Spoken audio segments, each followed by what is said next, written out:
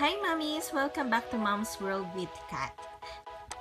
Sa unang video, nagbigay po ako ng 4 na tips para maturuan nating makapagbasa ang ating mga anak.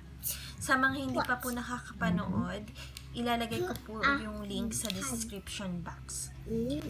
Ang video na ito ay tungkol sa tip number 3, which is ang pagtuturo ng letter sounds. Alam nyo ba mga mommies, nung na-master ng mga anak ko ang letter sounds, madali na silang natutong magbasa. So, tara na!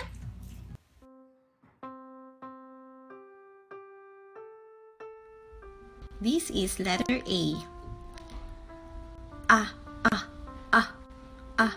Apple. B. Ball. C. Cat. Letter D. Dog. E. Elephant. Letter F. Fish. Letter G. Goat. Letter H. Horse. Letter I. Igloo.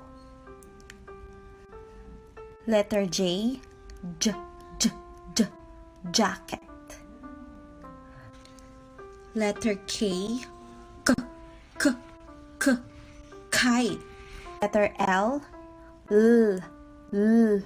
Lamp. Letter M. Milk. Letter N. Nose.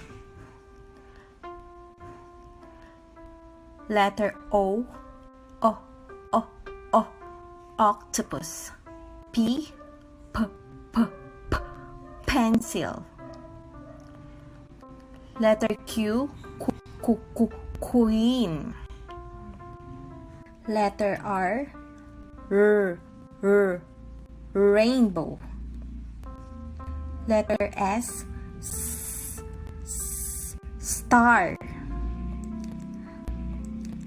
Letter T. Turtle. Letter U. Umbrella.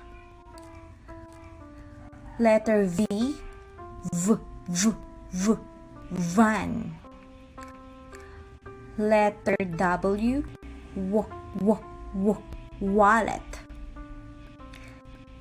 Letter X. Xylophone. Letter Y. Yo-yo. Letter Z.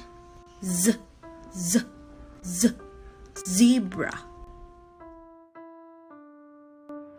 I know my letter sounds. Next time, want you sing with me. This is letter A. Apple. B. Ball. C. Cat.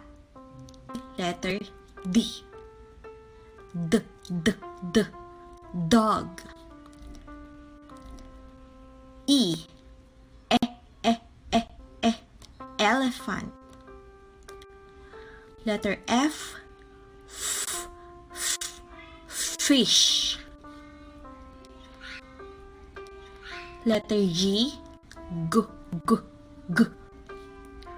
Goat. Letter H. Horse. Letter I. Igloo. Letter J. Jacket. Letter K. Kite. Letter L, lamp. Letter M, milk. Letter N, nose. Letter O, octopus. P, pencil. Letter Q, queen. Letter R, rainbow. Letter S, star. Letter T, turtle. Letter U, umbrella. Letter V, van. Letter W, wallet. Letter X, xylophone. Letter Y, yo-yo. Letter Z, zebra.